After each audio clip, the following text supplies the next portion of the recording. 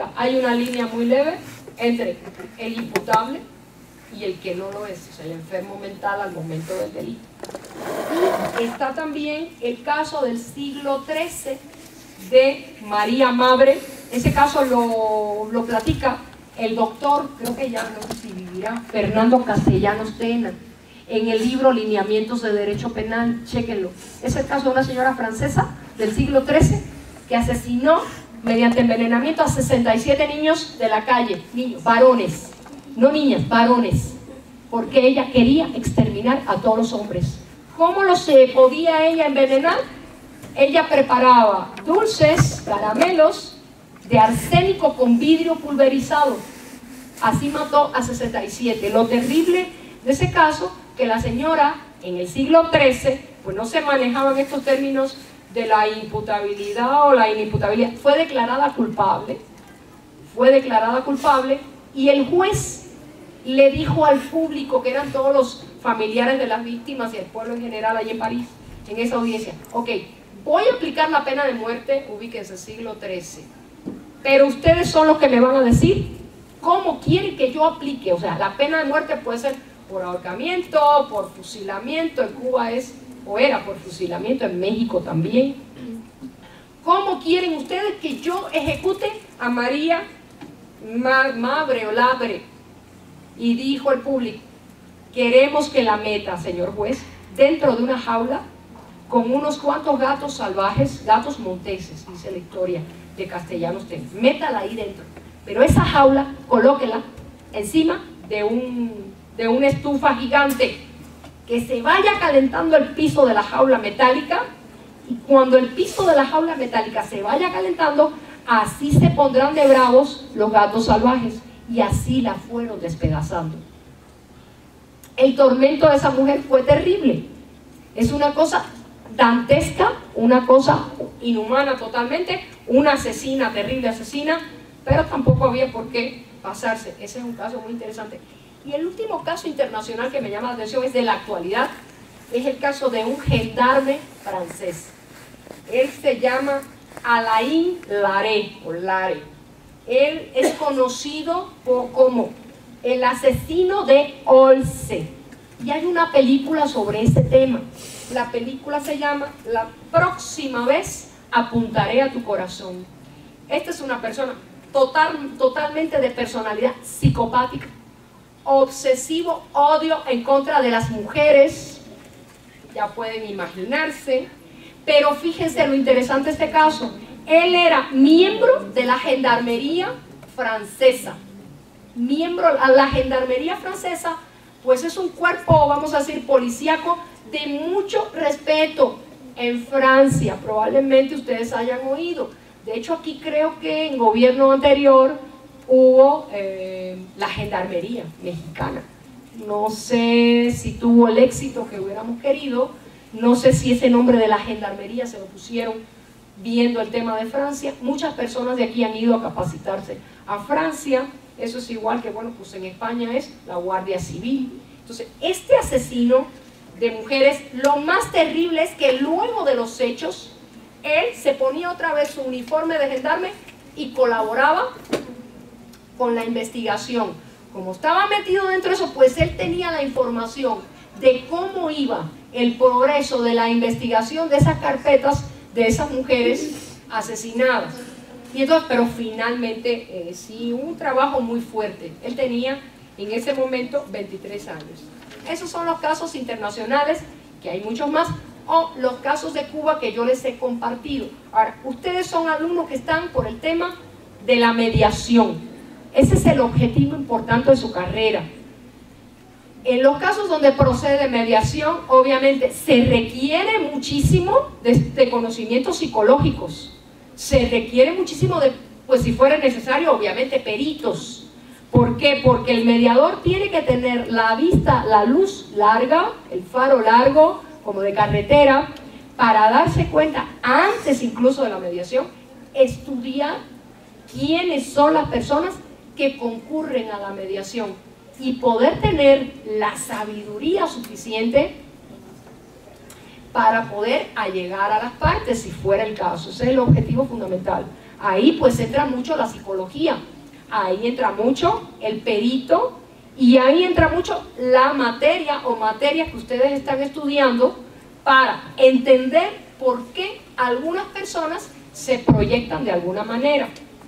Se dice que la personalidad con rasgos paranoides la tienen muchos jefes de Estado, o la han tenido muchos jefes de Estado, o la tienen muchos empresarios de éxito, porque son extremadamente meticulosos, porque van para perseguir una meta y se ponen, como dicen ustedes, letales, o sea, muy intensos en un punto de vista, porque puede ser muy agresivo, por ejemplo, en el área de mercadotecnia. Entonces, chequen que hay estudios que dicen que los líderes empresariales, muchos de ellos tienen este tipo de personalidad, aunque yo les digo, tengo la bibliografía, y hay estudiosos, autores, que dicen que esto no es totalmente cierto. Entonces ahí acudimos al empirismo, acudimos al análisis estadístico para ver cuál es el porcentaje. Ya luego ustedes han visto que dicen que entre el 10 y el 12% de la población a nivel mundial tiene rasgos paranoides.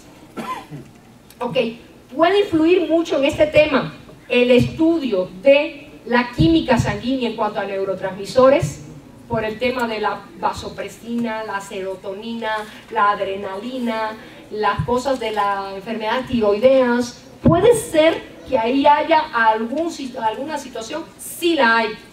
No me voy a regresar a la escuela lombrosiana, que decía que el hombre delincuente, el matón, lo era porque tenía una deformación en la foseta media de la cresta occipital. No me voy a ir atrás, me voy a ir a los nuevos estudios de la neuropsiquiatría, donde sí se ha puesto de manifiesto que efectivamente muchas personas agresivas requieren, para un, vamos a decir, equilibrio en su comportamiento, de a lo mejor captadores de serotonina, o sea, medicamentos. O sea, sí, la química sanguínea puede influir, los trastornos de personalidad pueden influir, y también podría influir, por supuesto que sí, algunas cuestiones sociológicas.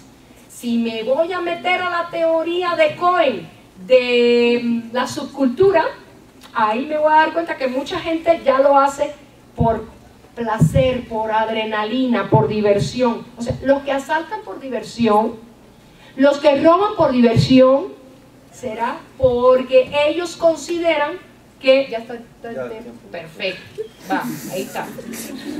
Qué bueno, yo lo felicito, Miguel. Brindamos un fuerte aplauso, por favor, a nuestra ponente, la doctora Sara Pérez Casarian. Bien, compañeros, por una omisión, pero bueno, damos lectura a la síntesis curricular de la doctora Sara Pérez para que tengamos con claridad quién nos ha expuesto. Ella es miembro del Sistema Nacional de Investigadores, nivel 1. Sus grados académicos: es doctora en Derecho por la Universidad Anáhuac en convenio con la Universidad Complutense de Madrid, con el promedio más alto de su generación. Tiene especialidad en criminalística, criminología, derecho penal en el Instituto de Capacitación para Fiscales de la Procuraduría de San Petersburgo en Rusia en 1987. Ella es licenciada en Derecho por la Universidad de La Habana en 1981, con cédula profesional de justicia que emite el propio gobierno cubano, En su experiencia laboral y docente en Derecho Penal, es coordinadora académica del área penal y profesora en la Universidad Anáhuac, México Norte, desde 1997, criminóloga en la teoría del delito y delitos en particular, profesora en IPADAC desde 1997 a la fecha, Derecho Penal Internacional, Derecho de los Tratados Internacionales en materia penal. También fiscal de la República de Cuba como Ministerio Público de 1983 a 1993. Algunos libros: está Manual de Delitos Federales, de Editorial Porrúa; Manual de Criminología, de la misma editorial; Manual de Delitos en particular, también de Porrúa, Manual de Derecho Penal, México y la extradición internacional, también por la editorial Porrúa, y ha impartido conferencias en universidades y en institutos en diversos países como México, Estados Unidos, Cuba y Turquía. De nueva cuenta le ratificamos a la comunidad universitaria un fuerte aplauso a la doctora Sara Pérez. Una sesión de preguntas y respuestas, por si alguien de ustedes tiene alguna duda, quisiera aprovechar la presencia de la doctora con el objeto de que pues, pudiera aclararla.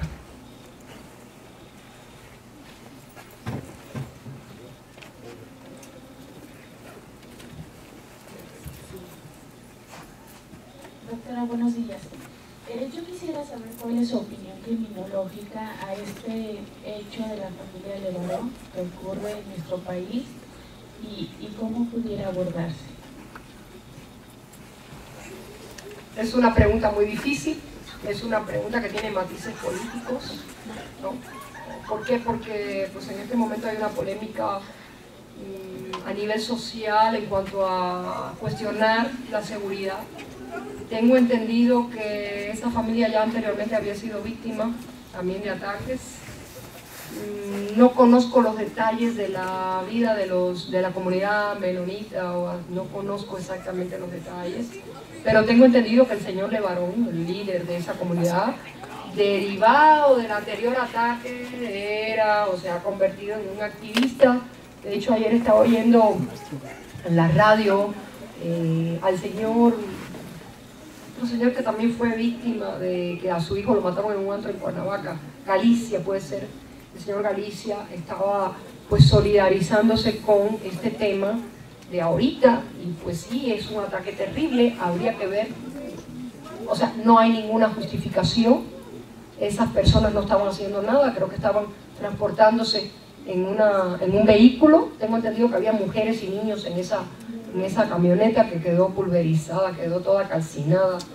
Pues mire, ahí hay que abordar ese tema desde el punto de vista de quiénes son, probablemente, cuál es el perfil criminológico, usted me pregunta criminológico, de las personas que realizaron ese ataque, ya sea por venganza, o ya sea por las causas que sean, o por temas de pase de cuenta, o por lo que sea.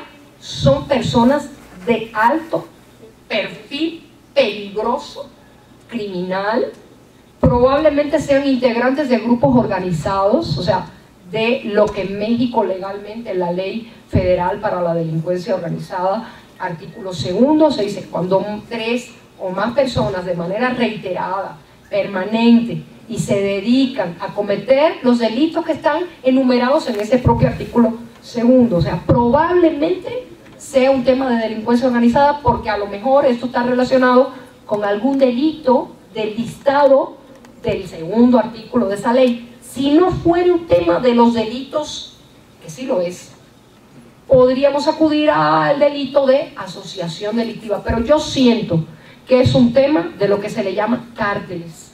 Ok, para el tema cárteles, como usted sabe, históricamente hay estudios criminológicos. Una de las personas más destacadas en estudios de cómo se proyectan los miembros de cárteles lo fue el juez Giovanni Falcone, que es un juez que fue finalmente asesinado en Italia.